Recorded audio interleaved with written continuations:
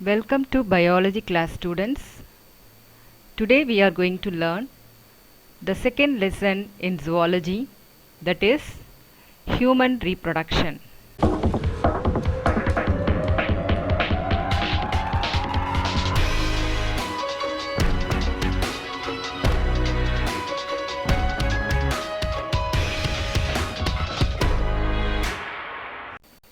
Introduction. Every organ system in the human body works continuously to maintain the homeostasis for the survival of the individual. You know what is homeostasis? Maintaining the internal harmony of the body. And for this, every system is contributing and they work continuously. Similarly, the reproductive system also is essential for the survival of the species. An individual may live a long life without producing an offspring, but reproduction is inevitable for the existence of the species. This we have already seen in the previous lesson. Now, major functions of the reproductive system. So, functions of reproductive system. A reproductive system help to produce the gametes, namely sperms and ova. Sperms in male and ova in the female. And this system also helps to transport and sustain these gametes in live condition, viable condition. Thirdly, they also nurture the developing offsprings. In human body, in female it is happening. Fourthly, to produce the hormones which are necessary for the physiological activities. Next, we shall learn the major reproductive events in human body. First one is gametogenesis. Gametogenesis is nothing but the formation of the gametes by spermatogenesis in male body and oogenesis in female. The next is insemination. So insemination is nothing but transfer of the sperm by the male into the female genital tract. Fertilization. Fertilization is fusion of the male gamete with the female gamete to form the zygote, and this is called as fertilization. Fertilization is followed by cleavage. So after the formation of the zygote undergoes rapid mitotic division, which will convert this zygote, which is single cell, into multicellular structure called blastocyst. Next, implantation. After the formation of the blastocyst will move to the uterus and it attaches itself to the uterine wall of the female. Placentation. Formation of the placenta, which is the intimate connection between the fetus and the uterine wall of the mother for the exchange of nutrition. Gastrulation. Once the placentation is over, gastrulation takes place. This is the process by which the blastocyst, multicellular blastocyst, will be changing into gastrula, in which the cells will arrange themselves to form the three primary germ layers, namely ectoderm, endoderm and mesoderm. This will be followed by organogenesis. After the formation of the three germ layer, each germ layer will be converted to form the specific tissues, and tissues will form the organs, and organs will form the organ systems of the human body in the baby.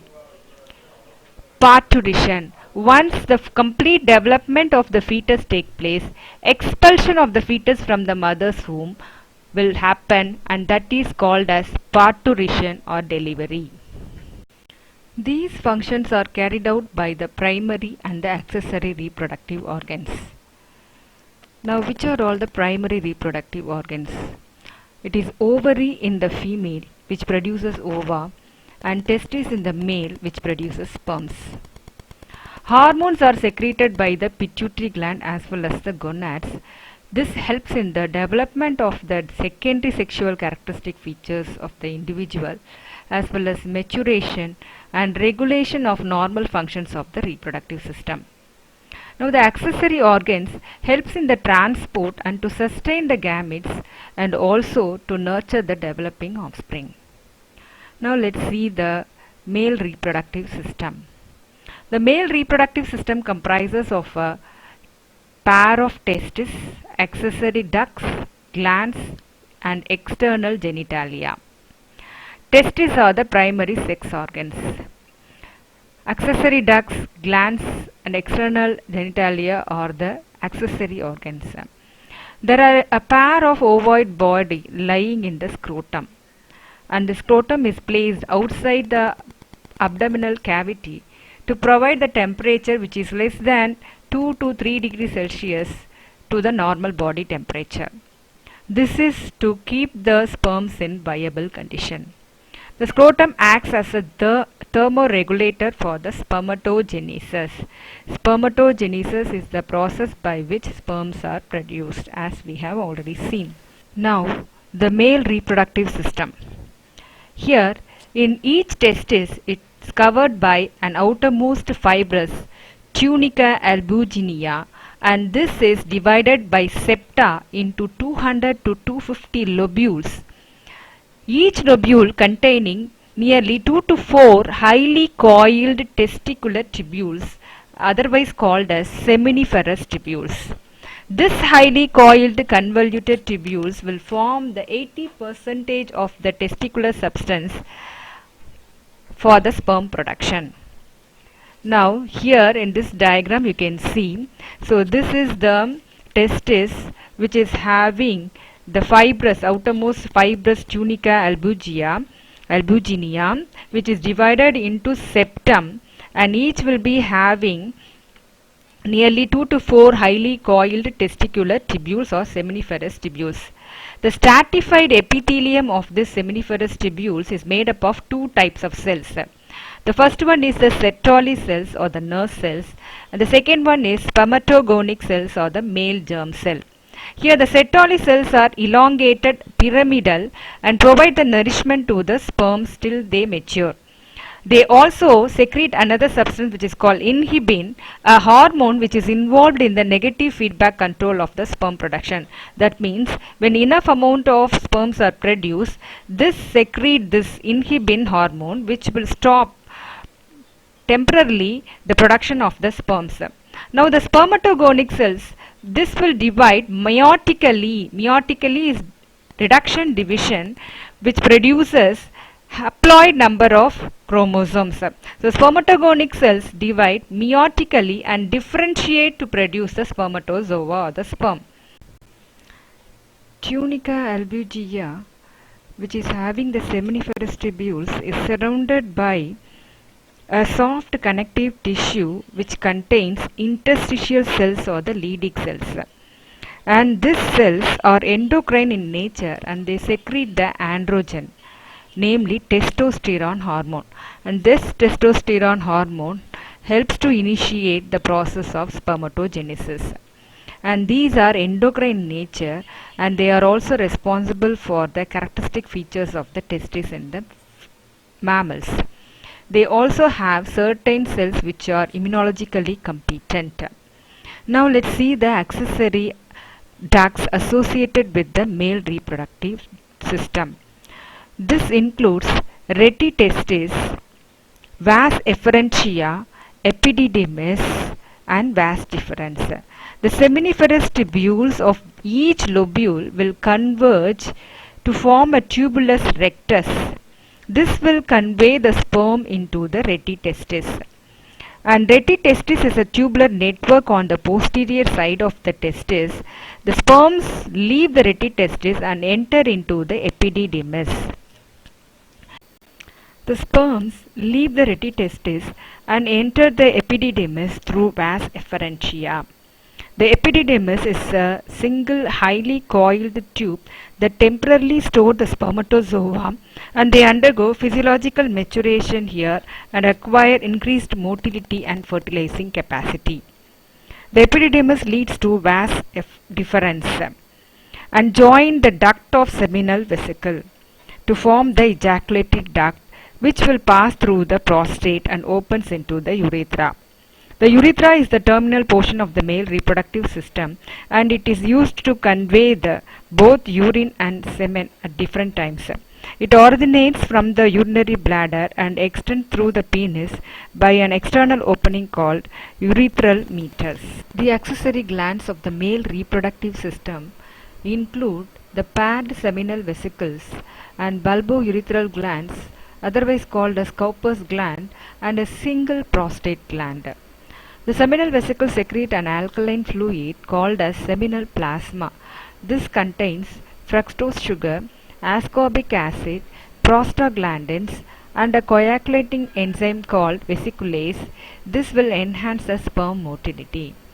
So the bulbourethral gland is inferior to the prostate, and their secretion also helps in the lubrication of sperm. This you can see here is the bulbourethral gland, which is inferior to the seminal vesicle. So the prostate encircles the urethra, and it is just below the urinary bladder, which secretes a slightly acidic fluid, contains citrate, several enzymes, and prostate specific antigen. The semen or the seminal fluid is a milky white fluid which contains sperms and the seminal plasma. So this seminal fluid acts as a transport medium and provides nutrients and contain chemicals that can protect and activate the sperm and so facilitate their movement.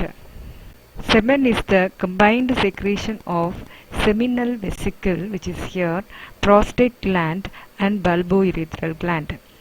Now, the penis is the male external genitalia functioning as a copulatory organ. It is made up of a special tissue that helps in the erection of the penis to facilitate the insemination. The enlarged end of the penis is called as glans penis, and it is covered by a loose fold of skin called as foreskin or prepuce. Now let us learn the female reproductive system. The female reproductive system is far more complex than the male because it has to nurture the developing fetus. The female reproductive system consists of a pair of ovaries along with a pair of oviduct, uterus, cervix, vagina and external genitalia located at the pelvic region. So these parts along with the mammary gland are integrated both structurally and functionally to support the process of ovulation, which is the formation of the ovum, fertilization, that is the fusion of ovum with sperm, pregnancy, childbirth and childcare. Ovaries are the primary female sex organ that produce the female gamete called ovum. The ovaries are located one on each side of the lower abdomen, and the ovary is elliptical in structures, about 2 to 4 centimeter long. Each ovary is covered by a thin cuboidal epithelium called germinal epithelium, which encloses the ovarian stroma. This is a sectional view of the ovary. So each ovary is covered by a thin cuboidal epithelium called germinal epithelium. This encloses the ovarian stroma in the center. So you can see the elliptical structure, which is of 2 to 4 centimeter in length. The stroma is differentiated as outer cortex and inner medulla. So below the germinal epithelium, a dense connective tissue called tunica albuginea is present. The cortex is dense and granular because of the presence of the ovarian follicle of the different stages. The medulla has a connective tissue and it is abundant with blood vessels, lymphatic vessels, nerve fibers, and the ovary remains attached to the pelvic wall and the uterus by an ovarian ligament which is called as mesovarium. The organs other than the ovary like fallopian tube, uterus and vagina constitute the female accessory organs.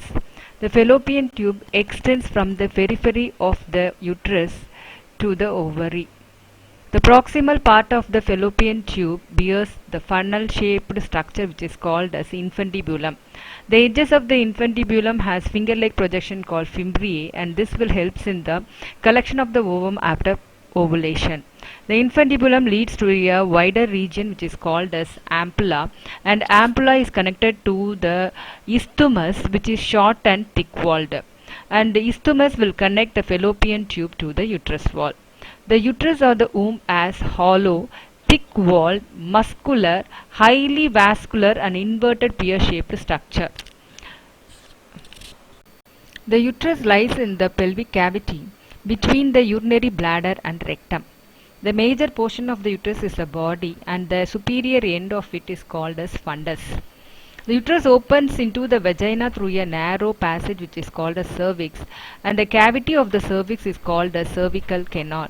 This cervical canal communicates with the vagina through the external orifice and with the uterus through the internal orifice. The cervical canal along with the vagina forms a birth canal. The wall of the uterus is three-layered tissue.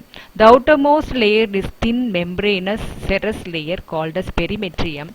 The middle layer is muscular layer which is called myometrium, and the innermost layer is glandular and it is called endometrium.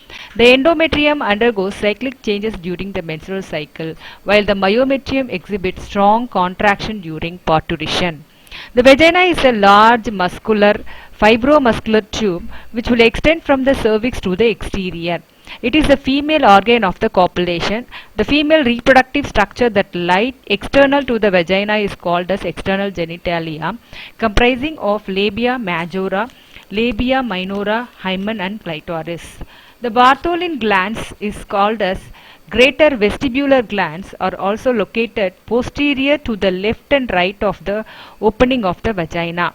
They secrete the mucus to lubricate the vagina, and it is homologous to the bulbourethral gland of male. The Skene's gland is located in the anterior wall of the vagina around the lower end of the urethra, and this secretes a lubricating fluid. This is homologous to the prostate gland of the male. The external opening of the vagina is partially closed by a thin ring of tissue called hymen. This hymen is often torn during the first coitus or the physical union. But however, in some women it will remain intact. It can be stretched or torn due to sudden fall or during any strenuous physical activities like cycling, horseback riding, etc. And therefore, presence of this hymen cannot be considered as an indicator for the women's virginity. Next we have mammary glands. The mammary glands are the modified sweat gland present in both the sexes, but it is rudimentary in males and functional in females. A pair of mammary glands are present in the thoracic region, and it contains glandular tissue and variable quantity of fat, with the median nipple surrounded by pigmented area called areola. Several sebaceous glands called areolar glands are found in the surface, and they reduce the cracking of the skin near the nipple. Internally, each mammary gland consists of 2 to 25 lobes separated by fat and connective tissues, and each lobe is made up of lobules which contain acini or alveoli lined by the epithelial cells. The cells of the alveoli will secrete the milk, and this alveoli open into the mammary tubules. The tubules of each lobe join to form a mammary duct.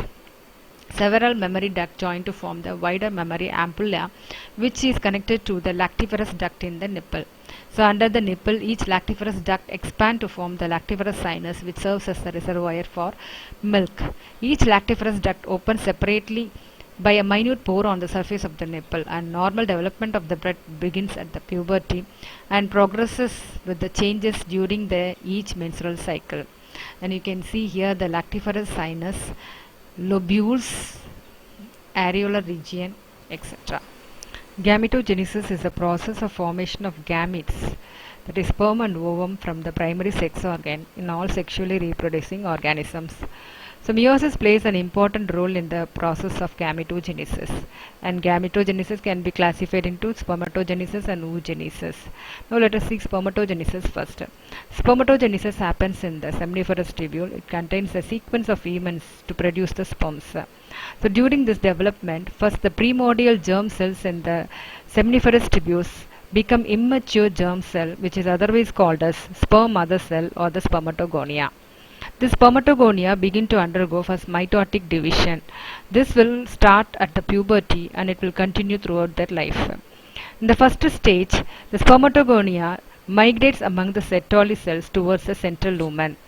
So and become modified and enlarged to form the primary spermatocytes, and this primary spermatocytes will be diploid with 23 pairs of chromosomes. This primary spermatocytes undergo first meiotic division to form two haploid cells with 23 chromosomes. This secondary spermatocyte undergoes second meiotic division to produce 4 haploid spermatids. These spermatids are then converted into mature spermatozoa by the process called spermiogenesis. And finally, the sperms are released into the cavity of the seminiferous tubules by this process called spermiation. The whole process of spermatogenesis takes about 64 days. It includes the multiplication phase, that is spermatogonia converted into primary spermatocyte by mitotic division, then the conversion of the primary spermatocyte to secondary spermatocytes by first meiosis, then second meiosis, then the multiplication phase in which the spermatid is converted into spermatozoa. So at any given time, we can see all the stages of the spermatocytes in the seminiferous tubules. The sperm production remains nearly constant at the rate of about 200 million per day. So spermatogenesis starts at the age of puberty and it is initiated by the increase in the release of the gonadotropin releasing hormone by the hypothalamus. The gonadotropin releasing hormone acts on the anterior pituitary gland and it stimulates the secretion of two another gonadotropin, namely follicle stimulating hormone and luteinizing hormone. The follicle stimulating hormone stimulates the testicular growth and enhances the production of androgen binding protein by the Sertoli cells and helps in the process of spermiogenesis. So luteinizing hormone acts on the Leydig cells and stimulates the synthesis of testosterone, which in turn stimulates the process of spermatogenesis. The whole process of spermatogenesis takes about 64 days, that is the multiplication phase in which the spermatogonia is converted into primary spermatocyte, the growth phase in which the primary spermatocyte undergoes two meiosis division to get converted into spermatid, and the maturation phase in which the spermatid will be converted into spermatozoa. So at any given time, the seminiferous tubules will have all the different stages of the spermatocytes. The sperm production and so remains constant at the rate of 200 million per day. So spermatogenesis starts at the age of puberty and it is initiated by the increase in the release of the gonadotropin releasing hormone by the hypothalamus. The gonadotropin releasing hormone acts on the anterior pituitary gland and this stimulates to secrete two another gonadotropin, namely follicle stimulating hormone and luteinizing hormone. So follicle stimulating hormone stimulates the testicular growth and enhances the production of androgen binding protein by the Sertoli cells and helps in the process of spermiogenesis. So whereas luteinizing hormone acts on the Leydig cells. Leydig cells are present in the connective tissue covering the seminiferous tubules, and this will stimulate the synthesis of the testosterone, which in turn stimulates the process of spermatogenesis. So follicle stimulating hormone helps the Sertoli cells in spermiogenesis, and luteinizing hormone will stimulate the Leydig cells to release the testosterone to stimulate the spermatogenesis. Now let us see the outline of the spermatogenesis. The first is the multiplication phase in which the spermatogonia or the sperm mother cell undergoes mitotic division to form the primary spermatocyte. This primary spermatocyte in growth phase undergoes first meiosis 1 to form secondary spermatocyte, which is also diploid in condition. But by the second meiosis, so the spermatogenesis has three phases, namely multiplication phase, growth phase and maturation phase. Multiplication phase comprises of the conversion of the sperm mother cell or spermatogonial cell to the primary spermatocyte. This happens by the mitotic division. Therefore, it maintains the 2n number of chromosomes. Then it enters into the growth phase where it undergoes meiosis 1 to form haploid cells. So after meiosis 1, the 2n number of chromosome will be reduced to two cells having haploid number of chromosomes. Then this will undergo meiosis 2 to form four haploid spermatids. This spermatid will enter into the maturation phase in which it is converted into the sperm or the spermatozoa by spermiogenesis. Next we have structure of human sperm or spermatozoan. Human sperm is microscopic, flagellated and motile. The whole body of the sperm is enveloped in plasma membrane and it is composed of head, neck and tail region. The head comprises of two things, namely acrosome and nucleus. So acrosome is like small cap-like structure found at the tip and it is made from Golgi bodies. It contains an enzyme, that is proteolytic enzyme called hyaluronidase, which is otherwise called as sperm lysine, and this enzyme only helps during the penetration of the sperm into the ovum in fertilization. The nucleus is fat and oval and the neck is very short and it is present between the middle piece and the nucleus. So the neck contains proximal centriole towards the nucleus, and this proximal centriole plays an important role to initiate the first division after the formation of zygote, and the distal centriole give rise to the axial filament in the tail of the sperm.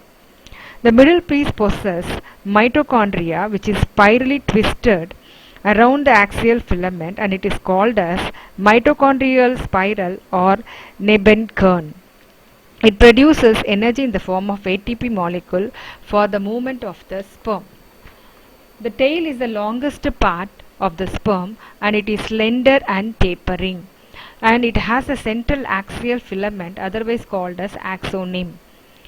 The human male ejaculates about 200 to 300 million sperms during coitus. The lashing movement of the tail pushes the sperm forward. Now oogenesis. Oogenesis is the process of development of female gamete in the female body from the ovaries. So during fetal development itself, in the girl baby's body, certain cells in the germinal epithelium of the fetal ovary divide by mitosis and produce millions of egg mother cell or oogonia. I repeat, during the fetal development itself of the girl baby, the fetal ovary germinal epithelium divide by mitosis to produce millions of egg mother cell or oogonia. So after this, there is no more oogonia formation after the birth. And so the oogonial cells start dividing and enter into the prophase 1 of the meiotic division 1 to form the primary oocyte, which will be arrested temporarily at this stage itself, that is before birth of the girl baby. The primary oocyte then gets surrounded by a single layer of granulosa cells to form the primordial or primary follicle. This happens after the birth of the baby. Then a large number of follicles will degenerate during the period from birth to puberty. So at puberty, the female will have only 60,000 to 80,000 follicles. The primary follicle, which is formed before the birth of the girl baby, gets surrounded by many layers of granulosa cells after birth to form the secondary follicle. And so the secondary follicle will have many layers of granulosa cells around it, and this secondary follicle will develop into tertiary follicle by forming a space which is filled with fluid called as antrum, and this forms the tertiary follicle. In the tertiary follicle, the theca layer will get organized to form inner theca interna and an outer theca externa. At this time, the primary oocyte within the oocyte cell is called primary oocyte within the tertiary follicle undergoes meiotic division, first meiotic division. So this forms the secondary oocyte and a polar body. So it is an unequal division resulting in the formation of a large haploid secondary oocyte and a first polar body. The first polar body will disintegrate. So after this, during fertilization, the secondary oocyte will undergo second meiotic division. This will be resulting in a second polar body and a large ovum cell. So large ovum cell will be in haploid condition. The tertiary follicle now eventually becomes a mature follicle or the Graafian follicle. If the fertilization does not take place, the secondary meiotic division never completes and the egg will disintegrate. So at the end of gametogenesis in female, each primary oocyte gives rise to only one haploid ovum. Now let us recall oogenesis. During the fetus development itself in the mother's womb, the girl babies, certain cells of the germinal epithelium divide mitotically to produce millions of egg mother cell or oogonia. So oogonia undergoes mitotic differentiation to form the primary oocyte. So this primary oocyte undergoes the first meiotic division, and this division will get arrested in the prophase 1 stage itself temporarily. So after birth, from birth to puberty, the division will continue to form the secondary oocyte. The primary oocyte undergoes meiotic division, and this division is an unequal division which results in two cells, uneven cells. One cell, the smaller one, is called the first polar body, and the large haploid cell is called the secondary oocyte. And this secondary oocyte will again undergo the second meiotic division, and this is also the second uneven division resulting in one small cell and one large cell. The small cell is called as the second polar body, and the large cell is called the ovum, which is haploid.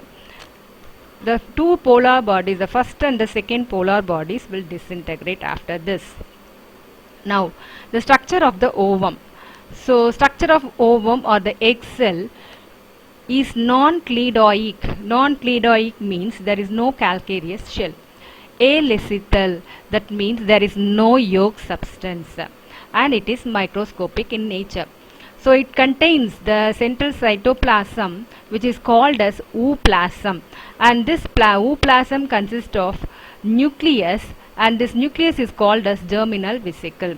The ovum is surrounded by three coverings, namely the innermost covering, which is transparent, called as vitelline membrane. So outer to this vitelline membrane is the middle thick layer, which is called as zona pellucida. So outer to this zona pellucida there is another third covering, which is called as corona radiata, which is formed of a coat of follicular cells. And in between this vitelline membrane and the zona pellucida there is a narrow space which is called as perivitelline space. Now we shall learn the first phase, menstrual phase. The menstrual phase starts when the menstrual flow occurs, and it lasts for about 3 to 5 days. So this is because of the breakdown of the endometrial lining of the uterus and its blood vessels due to the decline in the level of progesterone and estrogen in the blood. So menstruation occurs only if the ovum is not fertilized. If it is fertilized, menstruation does not occur. So absence of menstruation may be an indicator of pregnancy. So however, the absence of menstruation happens even due to stress, hormonal disorder or anemia. So this menstruation phase is followed by follicular or proliferative phase, and this extends from the 5th day till the time of ovulation. So during this phase, the primary follicle in the ovary will grow and mature to become a mature Graafian follicle. At the same time, the endometrial wall, which was broken down in the menstrual phase, will regenerate through the proliferation. So these changes occur due to the secretion of the gonadotropin FSH and LH.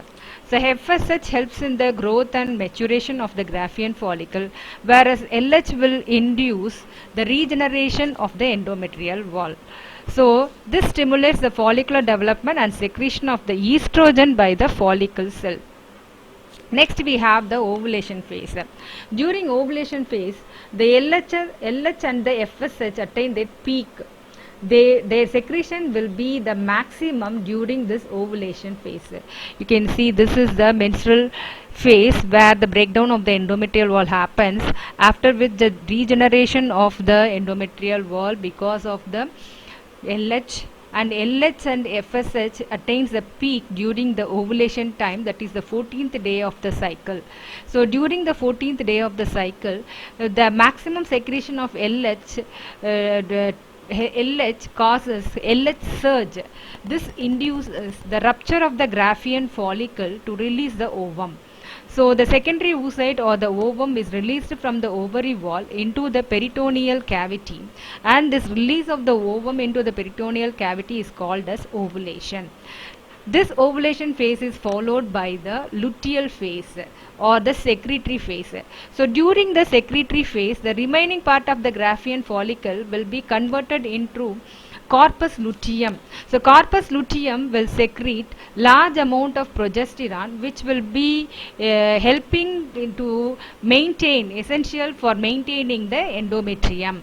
So if the fertilization takes place, it paves the way for growth of the zygote as well as the implantation of the fertilized ovum. So during that time, the uterine wall secretes certain nutritious fluid in the uterus for the fetus, and so it is otherwise called as the luteal phase, is otherwise called as secretory phase. So in the absence of fertilization, this corpus luteum will degenerate completely and becomes corpus albicans. Next, we shall learn about PCOS or polycystic ovary syndrome. So PCOS is a complex endocrine system disorder that will affect the women's reproductive capacity. So polycystic means many cysts. So during this, the follicle do not grow to maturity or produce eggs that can be fertilized. So women with the PCOS may experience irregular menstrual cycle, increased level of androgen, excessive facial body or body hair growth. This condition is otherwise called as hirsutism. Acne, obesity, reduced fertility and increased risk of diabetes. So treatment for PCOS include healthy lifestyle, weight loss and targeted hormone therapy. Now menstrual hygiene. Menstrual hygiene is vital for good health, well-being, dignity, empowerment and productivity of women. So poor menstrual hygiene on girls increases the stress level, fear and embarrassment. So clean and safe absorbable clothing material, sanitary napkins, pads, tampons and menstrual cups can be used to manage the menstruation. The eco-friendly way to dispose the menstrual waste scientifically and hygienically is to destroy the sanitary napkins using incinerators. So measures are being taken to install the incinerators and napkin vending machines in the washrooms of schools, colleges and public facilities. Now fertilization and implantation. Fertilization occurs when a haploid sperm fuses with the haploid ovum. This forms the diploid zygote or the fertilized egg. The sperm that is deposited in the female reproductive tract undergoes capacitation. So this is a biochemical event that enables the sperms to penetrate and fertilize the egg. Fertilization occurs only if the ovum and the sperms are transported simultaneously to the ampullary isthmic region of the fallopian tube. So before a sperm can enter the egg, it must penetrate the multiple layer of the granulosa or corona radiata. The follicular cells that are held in the corona radiata together by the adhesive cementing substance called as hyaluronic acid, and this must be dissolved first, and it happens by the acrosome. The acrosomal membrane disintegrates, releasing the proteolytic enzyme called hyaluronidase during the sperm entry through the corona radiata and corona pellucida. This is called acrosomal reaction. So once the fertilization is accomplished, cortical granules from the cytoplasm of the ovum forms a barrier called fertilization membrane around the ovum. This prevents the further penetration of other sperms into the ovum. Thus, polyspermy is prevented. Though the first cleavage produces the two identical cells called blastomeres, the zygote will divide first into two blastomeres, and this will be followed by the second division, 2 divide into 4, 4 into 8 and so on. So after 72 hours of fertilization, a loose collection of cells forms a berry-shaped cluster of 16 or more cells called morula. So fertilization happens in the isthmus region of the fallopian tube that divides into two-celled blastomere, then four-celled embryo, then third day it becomes a morula. Under the influence of the progesterone, the smooth muscles of the fallopian tube relax and the dividing embryo takes 4 to 5 days to move through the fallopian tube into the uterine cavity. And finally, it gets implanted in the uterine wall. At this point, the embryo consists of a fluid-filled hollow ball of about 100 cells, which is called as blastocyst. So the blastocyst is composed of single layer of large flattened cell on the outer layer towards the periphery, which is called as trophoblast, and in the center it consists of 20 to 30 rounded cells that is called as the inner cell mass. The inner cell mass of the blastocyst develop into the embryo and becomes embedded in the endometrium of the uterus, and this results in the pregnancy. Now, what is ectopic pregnancy? If the fertilized egg is implanted outside the uterus, it results in the ectopic pregnancy. About 95% of the ectopic pregnancy occurs in the fallopian tube itself. The growth of the embryo in the fallopian tube may cause internal bleeding, infection, and in some cases death due to the rupture of the fallopian tube. Twins are the two offsprings produced in the same pregnancy. So this can be classified into three, that is monozygotic, first identical twins. They are produced when the single fertilized egg split into two during the first cleavage, and they are of the same sex. They look alike and share the same type of genes. Whereas dizygotic or the fraternal twins are produced when two separate eggs are fertilized by two separate sperms. These twins may be of the same sex or different sex and non-identical. So the third one is Siamese or united twins. They are conjoined twins who are joined during the birth. Next we shall learn the maintenance of pregnancy and embryonic development. The inner cell mass in the blastula is now differentiated into epiblast and hypoblast after implantation. The hypoblast cell will become the embryonic endoderm and epiblast cells will become ectoderm. The remaining cells in between the epiblast and the hypoblast will become mesoderm. Thus, there is a transformation of blastocyst into gastrula with the three primary germ layer by the movement of the blastomeres is called as gastrulation. After gastrulation, each germ layer give rise to specific tissue, and this in turn give rise to the organs and organ system during organogenesis. The extraembryonic membranes, namely amnion, yolk sac, allantois and chorion, protects the embryo from the desiccation and mechanical shock, and also helps in the absorption of the nutrients and gaseous exchange. The amnion is a double-layered translucent membrane filled with the amniotic fluid. It provides the environment to protect the embryo from injury and regulate the temperature of the fetus, and also provides a medium for the fetus to move about. The yolk sac form a part of gut, and it is the source of the earliest blood cells and the blood vessels. The allantois forms a small pocketing embryonic tissue at the caudal end of the yolk sac, and this allantois forms a structural base for the umbilical cord that links the embryo with the placenta, and it ultimately becomes a part of the urinary bladder. The chorion is the outermost membrane, and this encloses the embryo and all the other membranes and also helps in the formation of the placenta. The trophoblast cells of the blastocyst will send out several finger-like projections called chorionic villi that will carry the fetal blood, and this is surrounded by the sinuses that carry the maternal blood. The chorionic villi and the uterine tissue forms a disc-shaped placenta. Now, what is placenta? Placenta is a temporary endocrine organ formed during pregnancy, and it connects the fetus to the uterine wall through the umbilical cord. It is the organ by which the nutritive, respiratory and excretory functions of the fetus are fulfilled. The embryo develops its heart during the 4th week of pregnancy, and the circulation of the blood starts through the umbilical cord and placenta as well as through its own tissue. The primary germ layers serves as the primitive tissue from which all the other organs are produced. The ectoderm gives rise to the central nervous system, the brain and the spinal cord, peripheral nervous system, epidermis and mammary gland. The mesoderm gives rise to the connective tissue, cartilage, bone, muscles, organs of urinogenital system.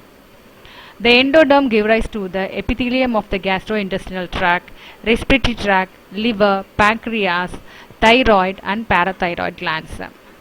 Human pregnancy lasts for about 280 days or 40 weeks, and this time is called as gestation period. It can be divided into three for convenience as 3 trimesters, consisting of 3 months each.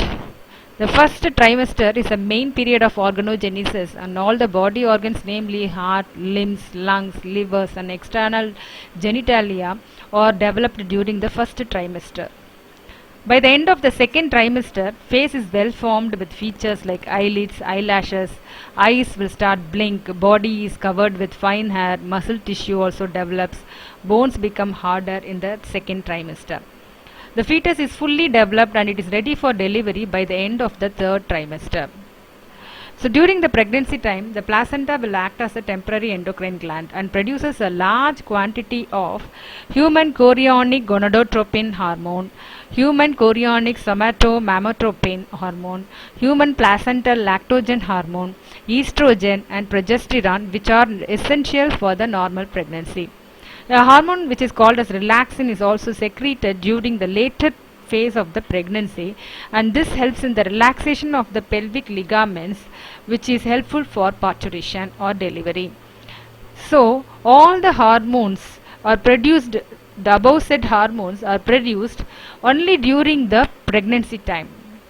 In addition to these hormones, during pregnancy, the level of other hormones like estrogen, progesterone, cortisol, prolactin, thyroxine, etc. also will be increased several folds in the maternal blood, and these hormones are very much essential for supporting the fetal growth. Completion of the pregnancy leads to the parturition or giving birth to the baby. So this consists of a series of events that helps to expel the infant out from the uterus, which is collectively called as labor. Throughout the pregnancy, the uterus undergo periodic episodes of weak and strong contractions, and these contractions are referred as Braxton-Hicks contraction or false labor. As the pregnancy progresses, the increase in the estrogen concentration promotes the uterine contraction. The descent of the fetus causes dilation of the cervix. When the fetus comes out, it causes the dilation of the cervix region of the uterus and the vaginal canal, resulting in the neurohumoral reflex, which is otherwise called as fetal ejection reflex or Ferguson reflex. This Ferguson reflex initiates the secretion of oxytocin from neurohypophysis of the pituitary gland, which brings about powerful contraction of the uterus muscle and helps in the expulsions of the baby through the birth canal. This sequence of events is called as parturition or childbirth. So here what happens? The increase in the estrogen increases the contraction of the uterine wall. The uterine wall contraction facilitates the fetus to move downward and descend through the cervix, and the cervix and the birth canal dilate to help in the delivery of the baby by a series of events called as Ferguson reflex. And this Ferguson reflex in turn helps in the secretion of oxytocin from the neurohypophysis of the pituitary gland, which in turn brings powerful contraction of the uterine muscles and helps in the expulsion of the baby through the birth canal. This sequence of events is called as parturition or childbirth. Relaxin is another hormone which is secreted by the placenta, also helps in the parturition. The amnion ruptures and the amniotic fluid flows out through the vagina, followed by the fetus. and the placenta along with the remains of the umbilical cord, that is called as afterbirth, is also expelled out after delivery. Now we shall see lactation. What is lactation? Lactation is the production of milk by the mammary gland. The increased level of the estrogen, progesterone and the human placental lactogen towards the end of the pregnancy will stimulate the hypothalamus to release the prolactin releasing factors. The anterior pituitary respond to this prolactin releasing factors and causes the lactogenesis. Oxytocin causes the let down reflex, the actual ejection of the milk from the alveoli of the mammary gland. So during lactation, the oxytocin also stimulates the recently emptied uterus to contract and helps it to return to the pre-pregnancy size. Now let's see what is colostrum. Colostrum is the first milk which is produced by the human female immediately after giving birth to the baby. This colostrum is loaded with immune, growth and tissue repair factors. Colostrum acts as a natural antimicrobial agent and helps the infant to fight against the infection and forms the infant's immune system. There is no artificial feed that can substitute this first milk, and therefore with its benefits, natural benefits, this colostrum should be fed to every baby after birth. So colostrum has less lactose than milk and almost no fat, but it contains more amount of proteins, vitamin A and minerals. Colostrum also has IgA antibodies. This will help the infant to fight against the infection, bacterial infection in the digestive tract.